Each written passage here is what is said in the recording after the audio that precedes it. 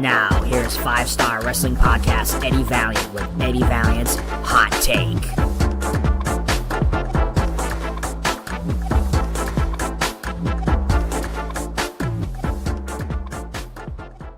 All right, welcome everybody to the third edition of Eddie Valiant's Hot Take. I am your host, Eddie Valiant, and I've got a lot to talk about today. But first, before I get into anything too heavy or too serious, I should say too serious, well, probably poor choice of words there.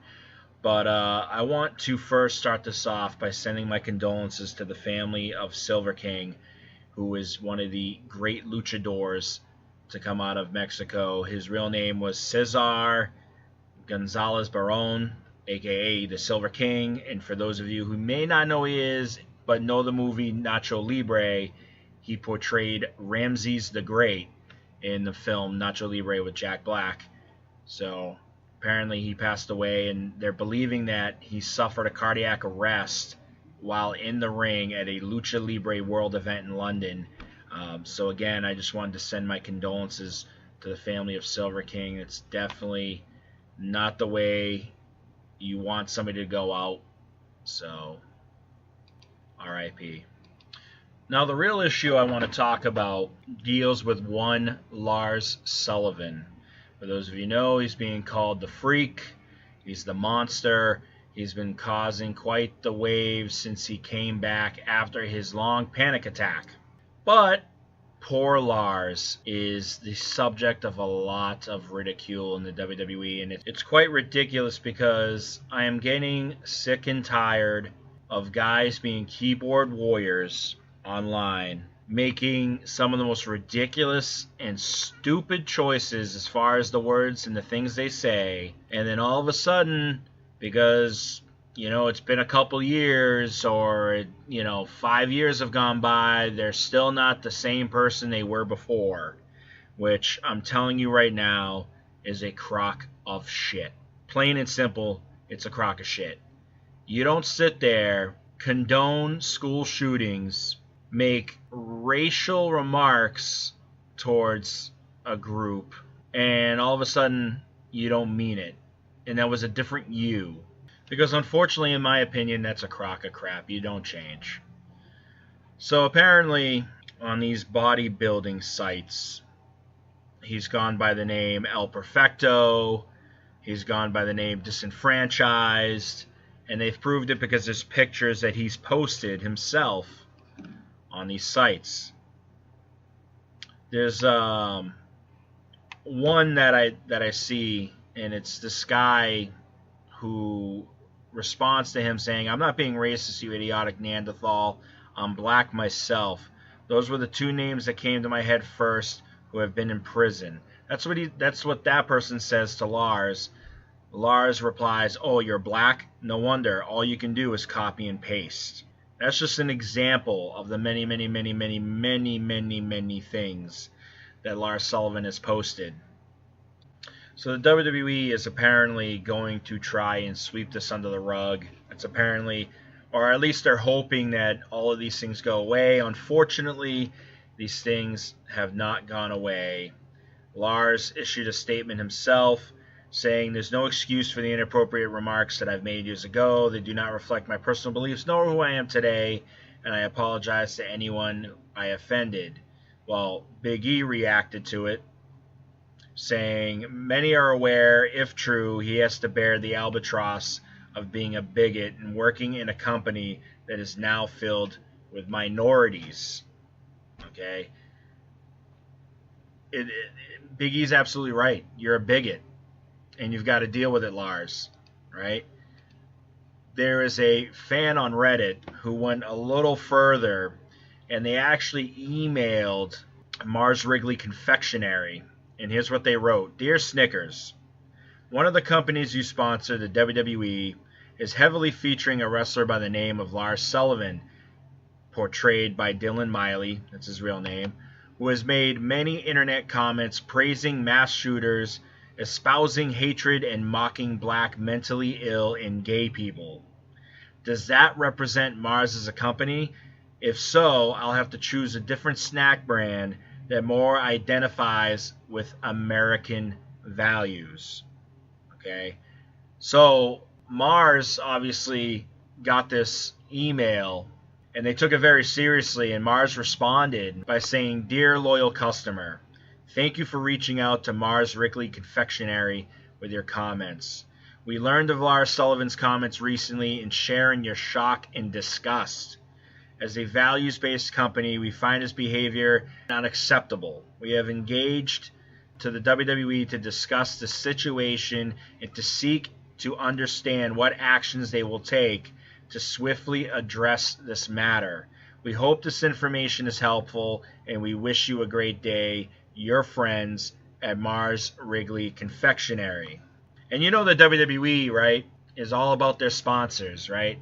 Because, heck, your sponsors foot the bill a lot of times for a lot of things, especially if they're paying a lot of money.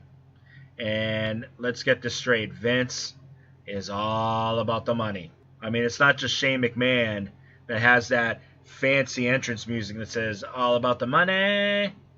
Okay? No, Vince is also all about the money. Steph is also all about the money. And you damn right, Triple H is also all about that money.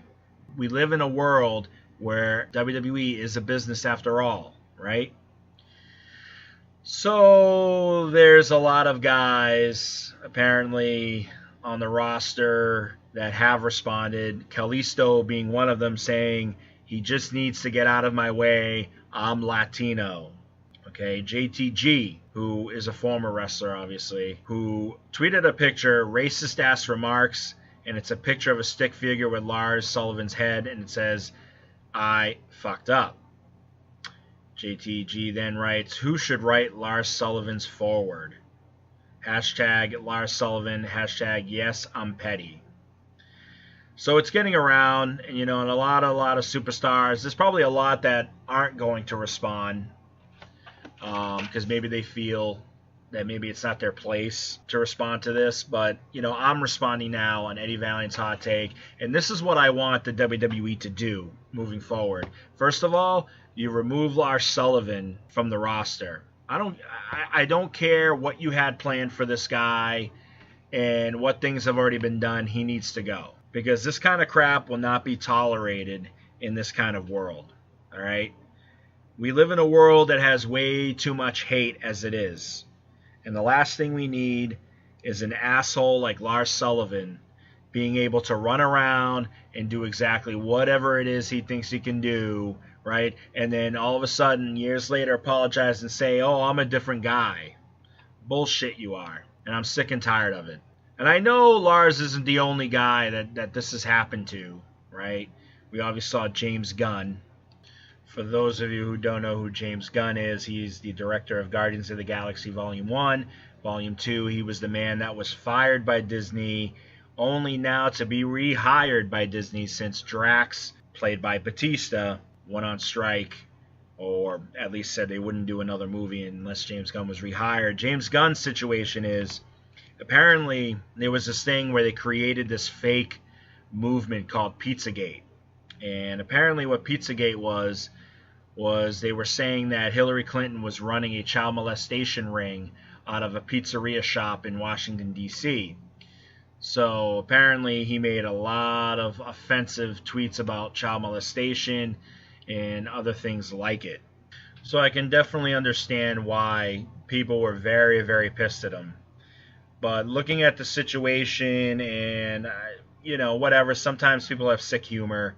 I don't condone that either, but, things happen. But what Lars did is a little bit different. And we're going to have to understand that, if we're going to shun Hulk Hogan for making a racist remark 10 years before, or whatever that time frame was, then you got to do the same thing to Lars Sullivan. Now, Lars is obviously going to have to earn the trust of the locker room, and he's probably not going to get it. Not especially considering that one of his targets in one of his rants was the current WWE champion, Kofi Kingston. And like Juicy Josh said on the podcast, that panic attack could have been caused because of the fact that he knew that all of this was going to come out. And that's why the WWE kind of let him do his thing, and then all of a sudden he returns. But unfortunately, and unfortunate for Lars Sullivan, the situation is not going to go away, and there is absolutely only one solution for that, and that is to get rid of Lars Sullivan. Sorry. And quite frankly, I don't see AEW picking up Lars Sullivan either, or I hope they wouldn't. But that remains to be seen. So that's all I'm going to talk about as far as Lars Sullivan is concerned, because I hate saying the name Lars Sullivan, and I will no longer say the name Lars Sullivan. One of the next things I want to address on Eddie Valiant's Hot Take is obviously the ratings that the WWE have been having on Raw and SmackDown. I mean, SmackDown obviously I don't think is too bad, but Raw has been the worst that it's ever been. And it's because of poor writing, and it's pretty obvious when you're hearing that guys are quitting. So obviously Vince is scrambling, and it's showing because the product is just absolute crap. Do you realize that now I don't even care if I watch Raw live?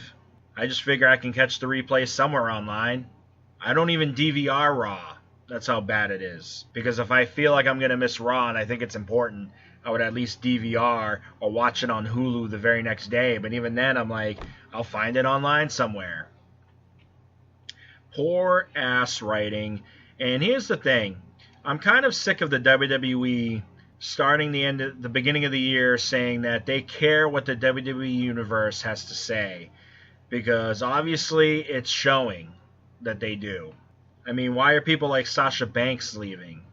Why is Luke Harper leaving? You're kind of, I don't even know what to say right now. It's kind of like you're screwing the best talent you have on the roster because you want to push other people that maybe don't deserve it.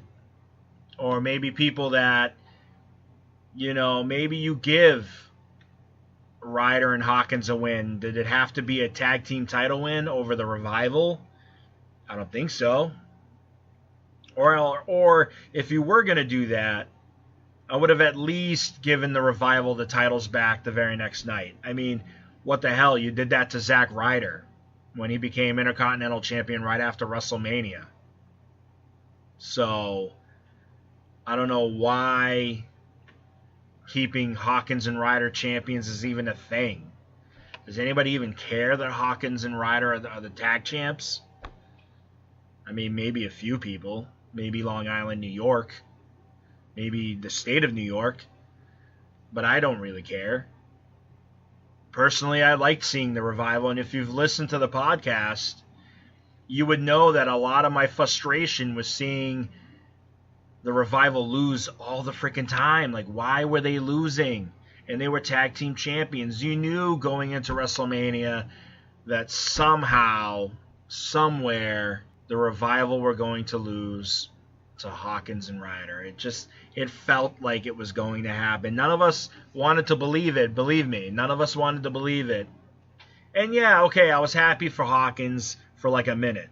But it's not what I want. They're not the tag champs that I think can carry the tag team division on Raw. I mean, why did you bring the Usos over to Raw if you were just going to have them go back one night on the SmackDown and challenge for the SmackDown tag team titles? This whole wild card rule is dumb as hell. It's dumb. There's no need for it. You should believe in your brands. You should believe in the superstars that you've switched over. But they screwed up because guess where Aleister Black is? Yeah, he went back to SmackDown. Guess where Andrade is? Yeah, he went back to SmackDown. And SmackDown's thriving. I mean, maybe not in the tag team division, but they're definitely thriving as far as singles competition's concerned. Raw, on the other hand, okay, yeah, AJ Styles versus Seth Rollins, that's something we all want to see. And instead of getting it at WrestleMania 36, hell, we're going to get it at Money in the Bank. So think of it as an early Christmas present. Here we go, right in May. But still, we're getting just dumb occurrences like Samoa Joe, who should be a dominating United States champion, gets beat by a roll-up every single time to a guy 2 times less or 3 times less the size of him. It's aggravating. and it's showing. And Raw and SmackDown, I know Juicy Josh and Devin are going to disagree with me completely on this one, but they need to shape up because AEW may not be a contender right now. I get it. They haven't had a wrestling event. They haven't had a TV show yet. They haven't done any of those things yet.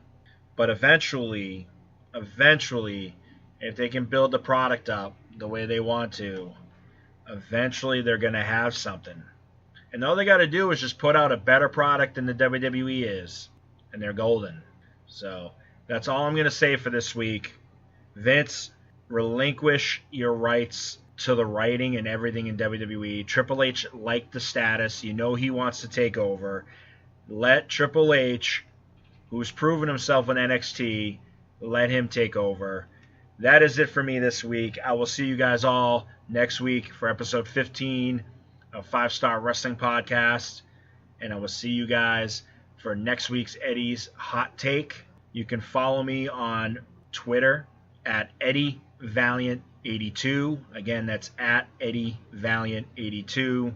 You can also follow 5 Star Wrestling Podcast at the number 5. That's right, Juicy Josh. The number 5 _ Star Podcast. You can follow the show on Facebook, Instagram at 5 Star Wrestling Podcast. Spell it out, 5 Star Wrestling Podcast. I will see you guys next week.